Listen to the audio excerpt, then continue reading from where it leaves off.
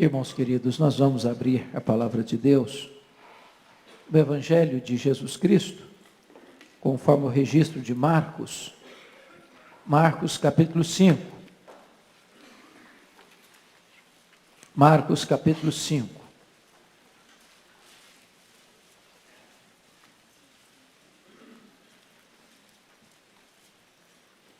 Nós vamos fazer a leitura dos versos 1 ao verso 20. Marcos 5, de 1 a 20.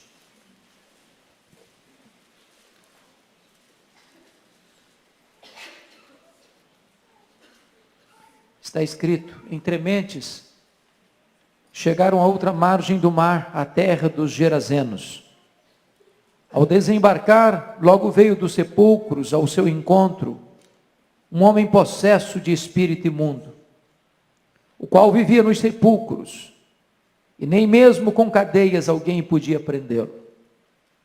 Porque tendo sido muitas vezes preso com grilhões e cadeias, as cadeias foram quebradas por ele, e os grilhões despedaçados, e ninguém podia subjugá-lo. Andava sempre, de noite e de dia, clamando por entre os sepulcros e pelos montes, ferindo-se com pedras. Quando de longe viu Jesus, correu e o adorou, exclamando em alta voz: que tenho eu contigo, Jesus, filho do Deus Altíssimo? Conjuro-te por Deus, que não me atormentes. Porque Jesus lhe dissera: espírito imundo, sai desse homem. E perguntou-lhe: qual é o teu nome? Respondeu ele: Legião é o meu nome, porque somos muitos. E rogou-lhe encarecidamente que os não mandasse para fora do país. Ora, pastava ali pelo monte uma grande manada de porcos. E os espíritos imundos rogaram a Jesus, dizendo: manda-nos para os porcos, para que entremos neles. Jesus o permitiu. Então, saindo os espíritos imundos, entraram nos porcos. E a manada, que era cerca de 2.000, precipitou-se de despenhadeiro abaixo para dentro do mar, onde se afogaram. Os porqueiros fugiram e o anunciaram na cidade e pelos campos. Então saiu o povo para ver o que sucedera. Indo ter com Jesus, viram o endemoniado, o que tivera a legião, assentado, vestido, em perfeito juízo, e temeram. Os que haviam presenciado os fatos, contaram-lhes o que acontecera ao endemoniado e acerca dos porcos. E entraram a rogar-lhe que se retirasse da terra deles. Ao entrar Jesus no barco, suplicava-lhe o que for endemoniado, que o deixasse estar com ele. Jesus, porém, não lhe o permitiu, mas ordenou-lhe: vai para a tua casa, para os teus, anuncia-lhes tudo o que o Senhor te fez, e como teve compaixão de ti. Então, ele foi e começou a proclamar em Decápolis tudo o que Jesus lhe fizera, e todos se admiravam. Amém. Irmãos queridos, o mundo tem hoje mais de 7 bilhões de pessoas. Mais de 7 bilhões de pessoas. Dos mais diversos matizes raciais. Dos mais diferentes estofos culturais. Pessoas das mais diversas religiões. Brancos, negros, pardos, amarelos, religiosos, ateus, ricos, pobres, doutores e letrados,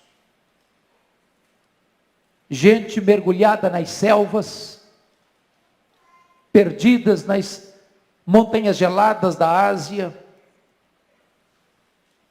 pessoas dos grandes centros urbanos, pessoas dos mais diferentes matizes. A Bíblia diz que o amor de Jesus não é apenas por esta vasta multidão. Ele é capaz de distinguir nesta imensa multidão uma pessoa e amá-la profunda, absoluta e totalmente. E se existisse apenas essa pessoa no mundo, ele viria para morrer por ela. É assim que o apóstolo Paulo entendeu: Cristo me amou e a si mesmo se entregou por mim. Se vocês estão percebendo, o texto que antecede ao lido retrata Jesus numa terrível tempestade no mar da Galileia. Era noite, os discípulos aflitos, perturbados, acuados, amedrontados, clamando a Jesus por socorro. Jesus se levanta, repreende o vento, repreende o mar, faz-se grande bonança. Mas em vez de Jesus ir para a sua casa em Cafarnaum, quartel-general de seu ministério, Jesus muda a rota e vai para o lado oriental do lago, para as montanhas de Golã, para a região dos gentios, para a região de Decápolis, para a cidade de Gadara. E ali, ao desembarcar, no sopé de um grande despenhadeiro, onde estava situado, onde tinha um cemitério, e naquela noite trevosa, Jesus chega ali, por causa de um homem, enjeitado da família, um homem rejeitado pela sociedade, um homem que não tinha nome, não tinha dignidade, não tinha mais valor para a sociedade, um homem arruinado pelo pecado, um homem sucateado pelo diabo, um homem que estava prisioneiro das forças espirituais malignas. E apesar desse homem ter sido enjeitado pela sociedade, enjeitado pela sua família, Jesus faz uma viagem, depois de uma terrível tempestade, de noite, para um território gentílico, simplesmente por causa deste homem. Jesus Cristo não tem preferência, rico ou pobre, branco ou negro, doutor ou iletrado. Ele ama o homem, com todas as suas mazelas, com todas as suas ruínas. Ele vem ao encontro deles, para libertá-los, para transformá-los, para salvá-los. Se você perceber, o diabo destruiu a vida desse homem, tirou dele tudo que ele tinha: a saúde, o equilíbrio mental, a família, a paz, a dignidade. Esse homem não tem mais nada, está à deriva, sem casa, sem roupa, sem paz, sem sossego, está nu, entre os sepulcros, entre os mortos, ferindo-se com pedras, perturbado, cheio de fúria, de ira. É uma ameaça para a sociedade, é uma ameaça para a família, é um pária humano, é um aborto vivo. E não obstante toda essa destruição, pois vivia dentro dele uma legião de demônios, Jesus Cristo se importa com ele, Jesus Cristo valoriza ele, Jesus Cristo faz uma viagem para libertá-lo e para salvá-lo. Isso significa para nós, irmãos, que Deus não tem lata de lixo. Isso significa para nós que para Deus não tem vida irrecuperável.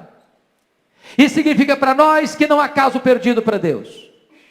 Isso significa para nós que jamais devemos desistir de esperar o milagre da conversão, da transformação, da libertação dos cativos.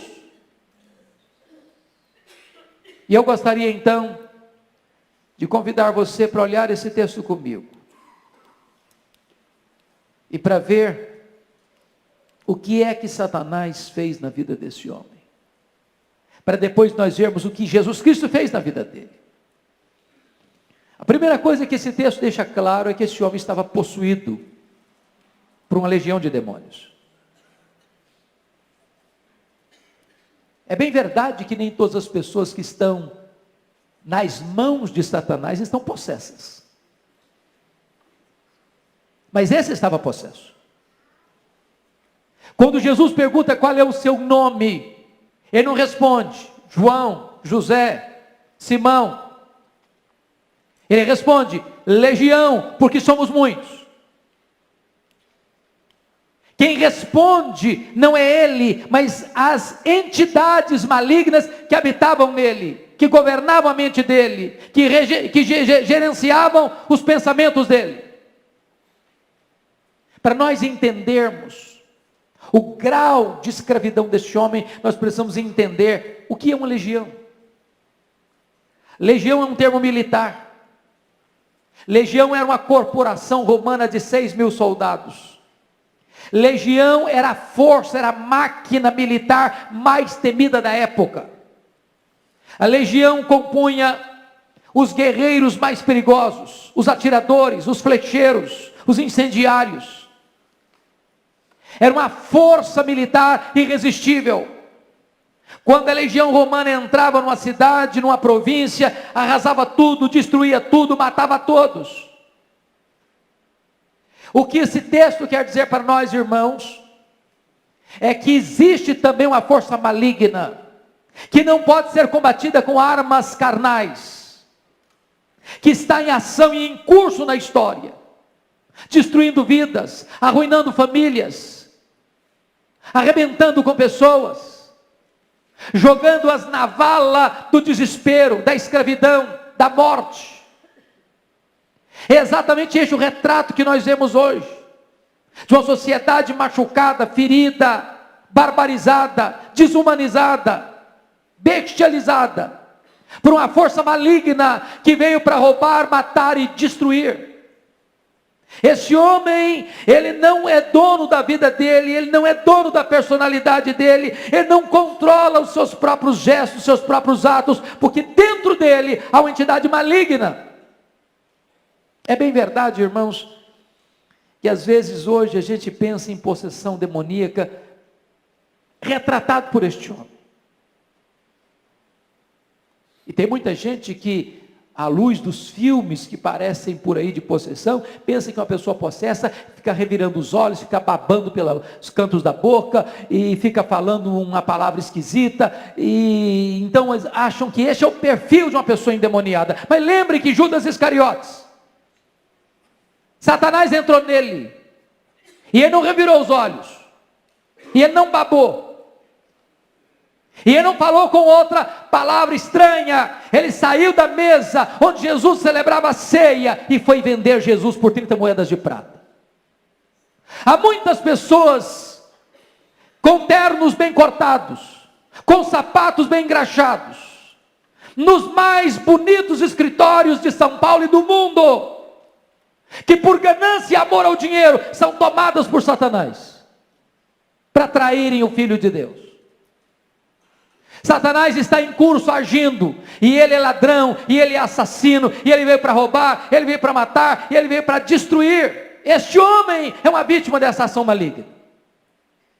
Mas em segundo lugar, irmãos, notem vocês que a força maligna nesse homem não pode ser contida por força humana, porque diz a Bíblia que eles colocaram algemas, eles colocaram cadeias, e ele despedaçava tudo. Ninguém podia detê-lo, diz a Bíblia. Havia uma força descomunal, não humana, não terrena, mas sobrenatural, espiritual, maligna, agindo na vida dele, que o levava à destruição. Segundo, terceiro, o texto nos informa, e se você ler os textos paralelos de Mateus e de Lucas, você vai perceber isso. O espírito maligno que estava neste homem levava-o a um sentimento de raiva, de fúria, de violência. Vocês não percebem que O que está acontecendo no mundo hoje parece que transborda fúria. Eu não sei se vocês se chocam com isso, ou se vocês olham nessa perspectiva, mas veja hoje os filmes de Hollywood. Irmãos, é um grau de violência fora do normal. É uma coisa que não bate com a realidade da vida.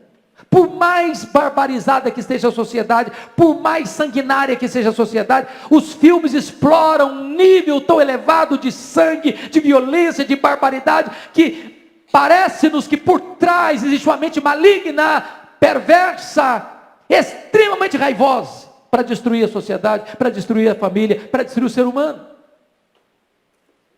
Quarto lugar, você vai notar que esse homem está tomado por um senso de autodestruição.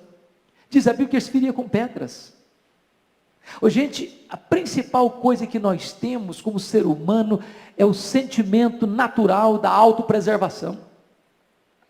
Se alguém atira uma pedra em você, o natural é você tirar o corpo fora. Se alguém ameaçar você, o natural é você se defender. Esse homem perdeu o amor próprio, esse homem se entrega à autodestruição, e é assim que Satanás faz hoje, destrói as pessoas, elas perdem o amor próprio, elas perdem o sentido e o amor à vida, nas drogas, na promiscuidade, na mentira, na ganância, na soberba. Quinto lugar, esse homem está marcado pela impureza. Se vocês perceberem, ele está num território gentílico. Se vocês perceberem, ele está entre os sepulcros, lugar impuro.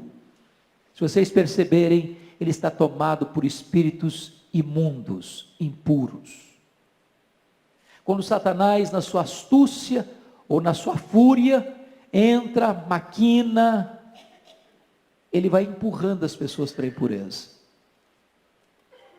Ele vai tirando das pessoas a percepção do que é santo, do que é puro, do que é legítimo, do que é bonito, do que é perfeito. Ele vai distorcendo, ele vai deformando, ele vai caracterizando a vida, ele vai deformando a existência do ser humano. Mas mais do que isso, se vocês notarem, Satanás leva este homem ao tormento existencial. Diz o texto que ele gritava de dia e de noite, correndo entre os sepulcros, e às vezes o espírito o impelia para o deserto. Não tem paz, não tem sossego, não tem equilíbrio, não tem descanso. Este é o retrato do que Satanás pode fazer com o ser humano. Leva a pessoa ao fundo do poço, transforma a pessoa num capacho, destrói sua vida, destrói sua dignidade, destrói sua paz, destrói sua harmonia, destrói seu casamento, destrói seu nome, destrói sua honra, destrói sua família, destrói seu corpo, destrói sua alma. Este homem está sendo este retrato. Mas você pergunta, diante de uma cena dessa, o que a sociedade fez por esse homem? Duas coisas. Primeiro, desistiu dele. Desistiu dele. Irmãos queridos, é importante entender isso. As instituições humanas, as instituições governamentais podem ajudar e ajudam. Tem responsabilidade de ajudar? Tem. Mas há determinados momentos em que ela não pode mais ajudar. Porque agora é uma assistência espiritual que forças humanas terrenas não podem agir eficazmente.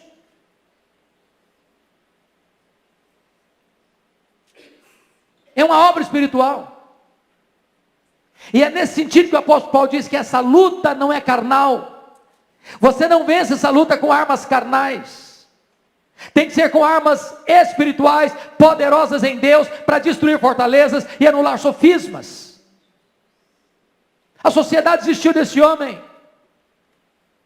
Esse homem está habitando entre os sepulcros, esse homem está no mundo dos mortos, esse homem virou um transtorno para a família, para a sociedade, e a sociedade desiste dele, porque os recursos que a sociedade tem para resolver o problema dele são falíveis, são pequenos, são limitados, são insuficientes. O máximo que a sociedade pode fazer por ele é botar uma algema no braço dele. nem essa algema pode contê-lo. Portanto, queridos irmãos, somente Jesus Cristo, Filho de Deus, pode trazer esperança para os escravizados pelo pecado, para os atormentados por Satanás, por aqueles que foram marcados, machucados, feridos, arruinados, sucateados por forças demoníacas. Talvez você pense assim: bom, mas será que então só aqueles que estão arruinados na sarjeta? E os que vivem uma vida boa? E os que vestem roupas bonitas? E os que frequentam as festas mais requintadas? E os que andam de carros mais luxuosos?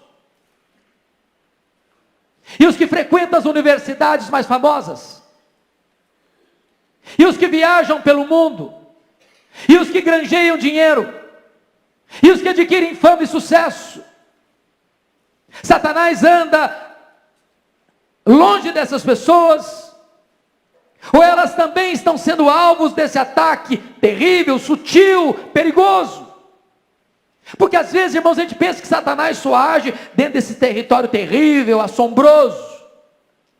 Mas eu lhes direi que o humanismo antropocêntrico, idolátrico, materialista, consumista, ateísta, é uma forma muito mais sutil, muito mais perigosa, que arranca tanta gente para levar para a escravidão, para a morte, para o inferno.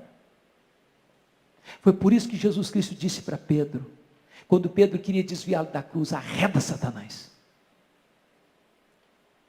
O que Jesus Cristo fez por esse homem? A primeira coisa que eu encontro nesse texto, irmãos, é que Jesus libertou esse homem. É que Jesus quebrou as correntes. É que Jesus rompeu os grilhões. É que Jesus abriu os portões de ferro.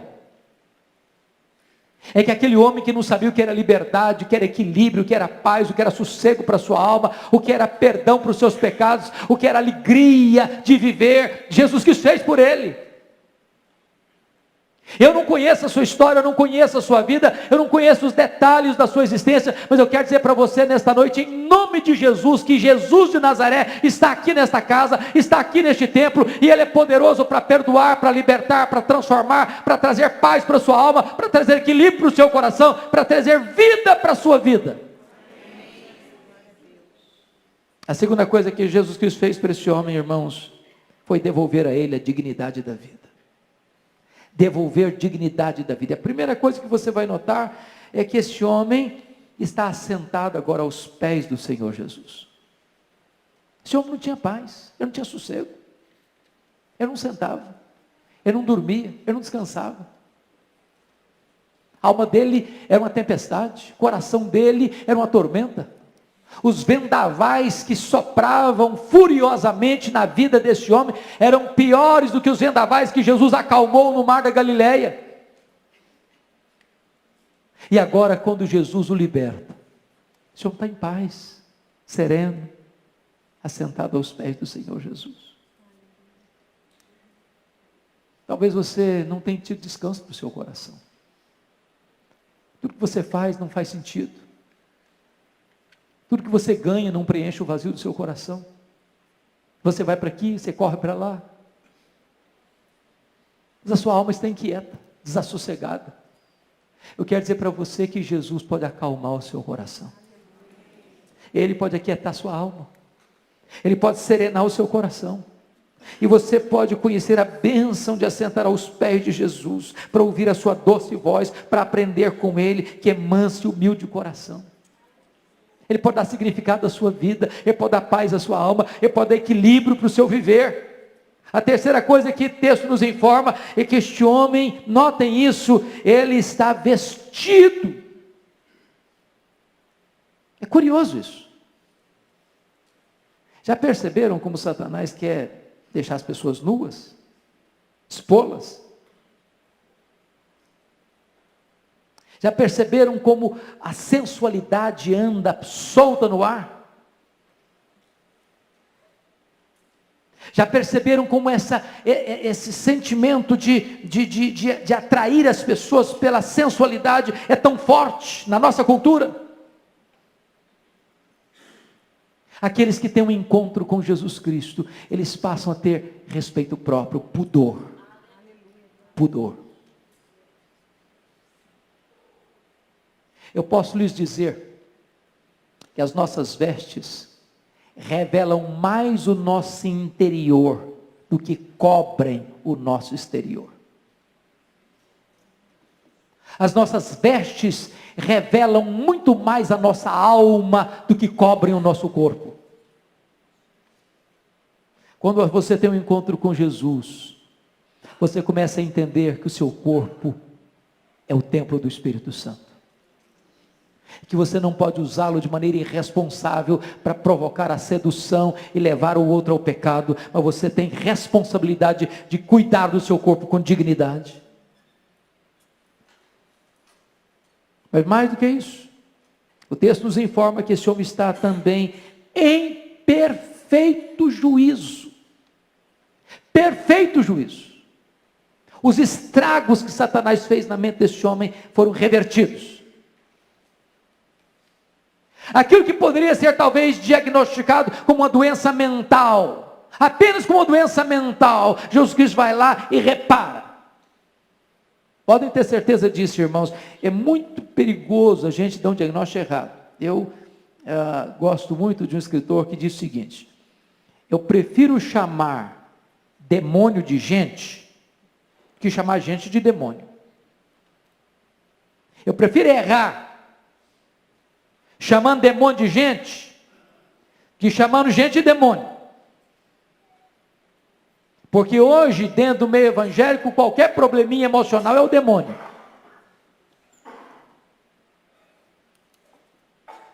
Eu nunca me esqueço, um dia em Vitória, eu estava numa reunião de oração, e chega um rapaz, com aspecto perturbado, e as pessoas que estavam na reunião de oração ficaram um pouco cismadas de orar com ele, e então eu fui, por livre e espontânea pressão, escalado para orar com ele. E obviamente eu orei de olho aberto. É claro. Se você um dia tiver que lidar com esse tipo de situação, ore de olho aberto. Mas comecei a perceber que aquele moço, enquanto orava, ele repetia como um mantra uma frase: sai, sai, sai, sai. Dando a impressão que ele estava expulsando alguma entidade maligna dele mesmo. Percebi imediatamente que aquele moço não tinha nada de demônio. Ele era um menino que tinha um problema mental grave, sério, precisava de tratamento. Quando fui examiná-lo, conversar com ele em detalhes, percebi que ele frequentava algumas igrejas neopentecostais, e lá, ao chegar, as pessoas queriam expulsar os demônios dele. Sai, sai, sai. E essa frase ficou gravada na mente dele. Ele continuou dizendo: sai, sai, sai. Fez um tratamento adequado, ficou curado. Graças a Deus, com uma vida equilibrada. Mas existe o reverso. Muitas vezes se trata como doença mental aquilo que é demônio. Muitas vezes se aplica um recurso puramente medicamentoso para alguém que só vai ser curado no momento que for liberto. Este é o caso. Esse homem não tinha paz na sua mente. Ele vivia de noite e de dia gritando entre os sepulcros, furioso, nu, se ferindo com pedras.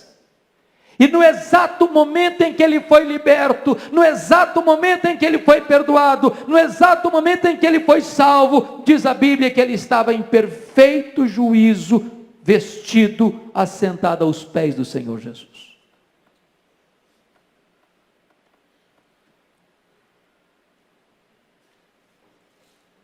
O que Jesus Cristo fez por esse homem? Jesus Cristo deu para ele uma gloriosa missão. Uma gloriosa missão. Fez dele um missionário. E aqui eu fico tão encantado com o Evangelho. Porque talvez a pessoa que hoje mais faz você chorar, talvez hoje a pessoa que mais traz preocupação para a sua família, talvez hoje a pessoa que mais faz você ficar angustiado, chorando, desesperado, diz, meu Deus, o que nós vamos fazer? O que nós vamos fazer? O que nós vamos fazer? Deus pode fazer um milagre tamanho na vida dessa pessoa, que essa pessoa vai ser o motivo e a fonte da maior alegria da sua família. Aquele homem que era um capacho de Satanás, transforma-se em um missionário para sua família, para sua terra, para as 10 cidades de Decápolis. Mas, queridos irmãos, eu gostaria de concluir esta breve meditação, dizendo para vocês que esse texto me intriga profundamente. Me intriga porque ele está eivado de pedidos, de petições. E Jesus atende uma série de pedidos, de petições. E quem primeiro pede nesse texto são os demônios. Eu não diria para você que os demônios oram, não. Acho que o demônio não ora, mas pede. E quando Jesus chega em Gadara, aquele homem endemoniado corre, se prostra diante de Jesus, adora-o, chama-o de Filho de Deus, com medo de viesse atormentar-nos antes do tempo, e faz 3 pedidos para Jesus. Primeiro, não nos atormentes antes do tempo. Preste atenção nisso. Ao mesmo tempo que Jesus é o libertador dos escravos, Ele é o atormentador dos demônios. Segundo pedido, não nos mandes para fora do país. Terceiro pedido, manda-nos para essa manada de porcos. Tinham 2.000 porcos pastando na região. E diz o texto que Jesus atendeu aos 3 pedidos. Aos 3 pedidos.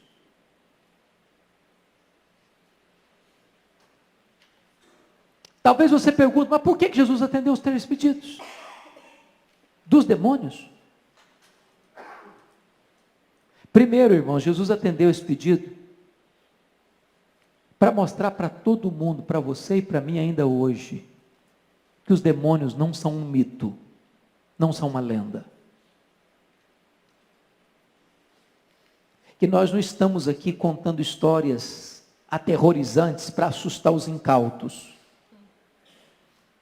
Que os demônios existem, que o diabo existe, que é uma corja perigosa,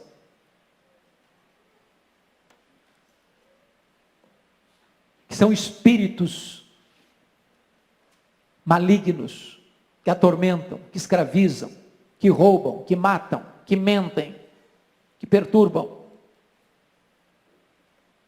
Que a nossa luta não é contra sangue e carne, mas contra esses principados e potestades, contra esses dominadores deste mundo tenebroso, contra essas forças espirituais do mal nas regiões celestes. Nós precisamos entender isso. Segundo, Jesus permitiu, para desmascarar de uma vez por todas os valores distorcidos e invertidos de uma sociedade materialista que dá mais valor a porcos do que a gente. Porque diz o texto que os gadarenos vieram e expulsaram Jesus da terra deles, porque amavam mais os porcos do que gente. Aliás, os gadarenos não se importaram com aquele homem enquanto escravo de Satanás, e eles não importaram-se com aquele homem depois de curado e liberto por Jesus. Expulsaram Jesus da terra deles. Terceiro, Jesus permitiu, para ficar claro, evidente para todos, que quem tem poder e quem tem autoridade é Ele, Jesus Cristo. Os demônios ficam se Ele permitir, os demônios saem se Ele mandar. É importante entender isso, queridos irmãos. Nós estamos diante daquele que veio para desfazer as obras do diabo. Nós estamos diante daquele que já foi lá e amarrou o valente, e arrancou a armadura do valente, e saqueou a casa do valente. Você e eu, estando aqui nesta noite, somos prova disso. Porque todos nós, outrora, estávamos na potestade de Satanás, no império das trevas, na casa do valente, e houve um dia em que Jesus Cristo foi lá e nos arrancou com uma mão forte e poderosa. E hoje você e eu somos agentes desta gloriosa mensagem, a mensagem do Evangelho, a mensagem que liberta o cativo, a mensagem que perdoa o pecador, a mensagem que salva e que transforma vidas. É curioso que Jesus atende os 3 pedidos dos demônios, para deixar isso claro. Mas em segundo lugar, Jesus atende o pedido dos gadarenos. E o versículo 17 diz que entraram a rogar-lhe que se retirasse da terra deles. E Jesus não discute. E Jesus não protela. E Jesus não argumenta. Jesus entra no barco e vai embora. Não tem nada mais perigoso para a sua vida do que dispensar Jesus. De Jesus eu não quero agora. Eu não quero. É um grande risco. É um grande perigo. Mas o que me choca e que me deixa perplexo nesse texto, e eu termino aqui, é que também esse homem agora, depois de curado, liberto, sentado aos pés de Jesus, em perfeito juízo, vestido, perdoado, salvo, também faz um pedido para Jesus. Versículo 18, ao entrar Jesus no barco, suplicava-lhe o que for endemoniado que o deixasse estar com ele. E Jesus que acabara de atender os 3 pedidos dos demônios, e Jesus que acabara de atender o pedido dos gadarenos, não atende o pedido desse homem. Não atende. Mas responde para ele no verso 19, confira aí, Jesus porém não lhe o permitiu, mas ordenou-lhe, vai para a tua casa, para os teus. Anuncia-lhes tudo que o Senhor te fez e como teve compaixão de ti. O que significa isso para você e para mim? Significa que o primeiro território da nossa ação missionária precisa ser a nossa própria casa. O primeiro ambiente onde nós devemos dar testemunho do que Deus fez por nós é a nossa própria família. Lá naquele território onde nós somos um problema, agora nós podemos ser a solução de Deus. Lá onde nós provocamos lágrimas, nós vamos ser motivo de alegria. Lá onde nós somos agente de morte, agora nós vamos ser embaixadores da vida. Lá onde nós espalhávamos terror e medo, agora nós vamos espalhar esperança. Agora notem que Jesus não ordenou aquele homem a ir contar como o diabo é terrível, como o diabo fez tantas coisas terríveis. A ênfase é, vai e anuncia tudo que o Senhor fez e como teve compaixão de ti. Não há testemunho mais poderoso do que esse. Jesus fez uma obra na minha vida. Eu era cego e agora eu vejo. Eu era cativo e agora sou livre. Eu vivia arruinado e agora Jesus me restaurou. Eu vivia sem esperança no mundo e agora eu tenho uma viva esperança. Eu não tinha luz, andava nas trevas, agora eu sou filho da luz, agora eu ando na luz. Eu não tinha prazer para viver, eu vivia me auto-tormentando, me auto-afligindo, e agora eu tenho prazer de viver e de celebrar a vida. Conta como Jesus teve compaixão de ti. E o verso 20 nos informa que então ele foi e começou a proclamar em Decápolis. Decápolis são 10 cidades. E ele começou a proclamar em Decápolis tudo o que Jesus lhe fizera. Ele não apenas começou a contar, ele contou tudo. Ele registrou tudo. Ele não deixou nada por dizer. E o resultado está aí, e todos se admiravam. É maravilhoso isso. Jesus vai embora de Gadara, mas antes de sair de Gadara, Jesus manda um missionário para Gadara. Jesus foi expulso daquela terra, mas antes de ser arrancado de lá, ele envia alguém para contar para eles como Deus é maravilhoso. Queridos irmãos, a Igreja Presbiteriana de Pinheiros tem tido diante de Deus o cuidado, o peso, a preocupação, o desejo, o projeto, o anseio de alcançar essa cidade. De alcançar essa cidade. Ricos e pobres. Gente da Cracolândia, gente de cobertura, de apartamento de cobertura. Gente que não sabe assinar o nome, e gente que faz pós-doutorado.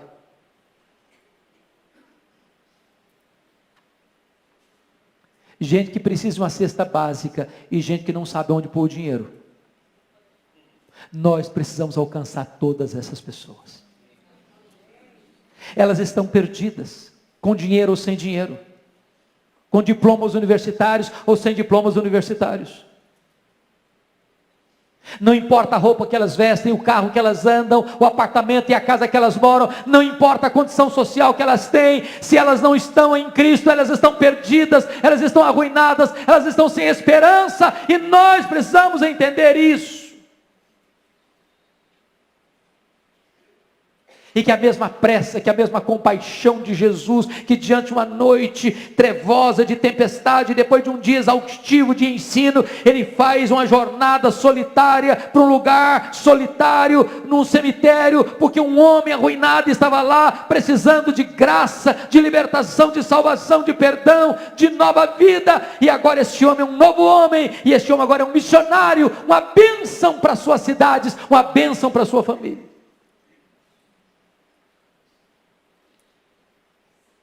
Eu pergunto a você, o que é que Jesus Cristo já fez na sua vida? O que é que Jesus Cristo já fez na sua vida? Eu pergunto a você, o que você tem feito com aquilo que Jesus Cristo fez na sua vida? Quantas pessoas na sua família, quantas pessoas na sua parentela sabem disso? Quantas pessoas dentro da sua casa já foram impactadas com o seu testemunho? Quantas pessoas na sua escola, no seu trabalho, na sua profissão, no seu escritório, no seu hospital, na sua empresa, lá no seu comércio, lá nas suas atividades, sabem o que Jesus Cristo já fez na sua vida? Você não foi salvo apenas para imediatamente ir para o céu, porque se você fosse salvo só com essa penalidade, Jesus Cristo já teria levado você para lá. Se você está aqui, é porque Deus tem um plano a fazer através de você. Vai, conta para os teus quanta coisa o Senhor fez por ti e como teve compaixão de ti. Esse homem não desobedeceu essa ordem. Ele foi, ele contou tudo. E diz a Bíblia que todos, não alguns, não a maioria, todos se admiravam. Que Deus seja louvado, queridos.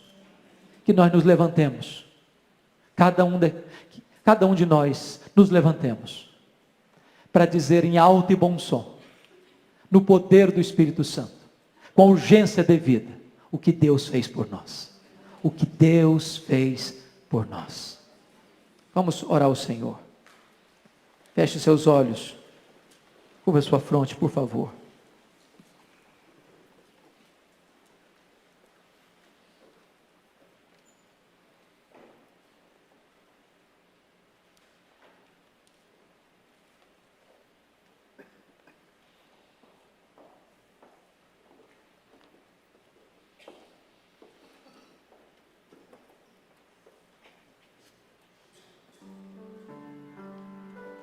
Eu sei que muitos aqui,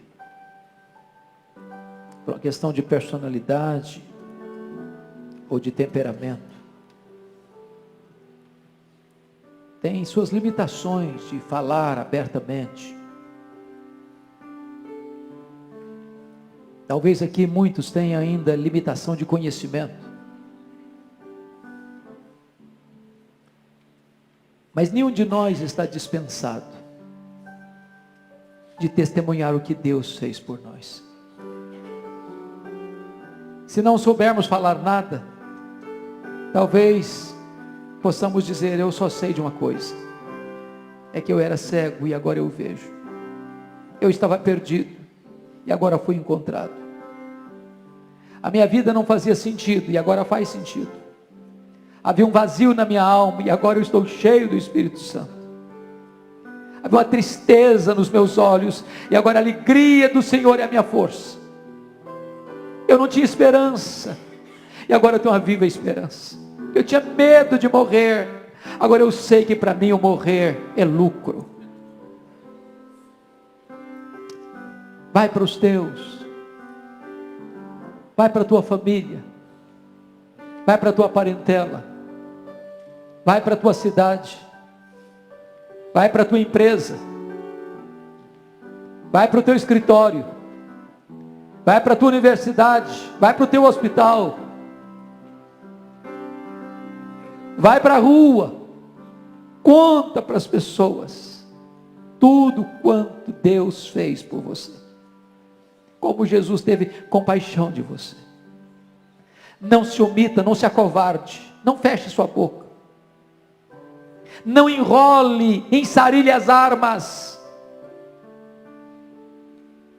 não chegue diante de Jesus de mãos vazias.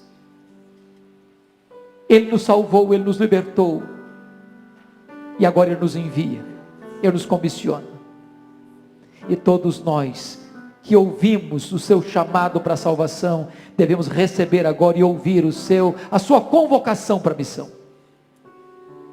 Ó Deus, abençoa o teu povo, abençoa a tua igreja. Se houver alguém aqui nesta noite, Deus, que ainda precisa ser liberto, precisa ser transformado pelo poder do Evangelho, está vivendo sem paz, arruinado, perdido, confuso, alcance esse coração nesta noite, que haja salvação nesta casa nesta noite. Se há alguém aqui, meu Deus, que já foi salvo, mas ainda não é uma testemunha viva, corajosa, cheia do Espírito Santo, Senhor, reveste esta pessoa agora com o poder do alto. Dê a ela a alegria de ganhar seus familiares, seus amigos, seus colegas para Jesus. Dê-lhes a experiência de falar a tempo e a fora de tempo deste nome que é sobre todo nome, o nome que está acima dos demônios, o nome que venceu o pecado, o nome que venceu a morte, o nome que traz esperança para o homem, o nome de Jesus. Levanta a tua igreja, Senhor. Esta igreja que está espalhada nessa cidade, faz desta igreja um facho de luz nessa cidade. Faz desta igreja uma agência do teu reino nesta cidade. Faz desta igreja, Deus, uma igreja ganhadora de almas nessa cidade. E permita, Deus, que nós vejamos este testemunho se espalhando e muita gente vindo a te conhecer e a se render aos pés do Salvador. Glória ao teu nome, porque Jesus Cristo entrou na nossa história. Glória ao teu nome, porque hoje temos uma viva esperança. Bendito é o teu nome, Senhor, em nome de Jesus. Amém.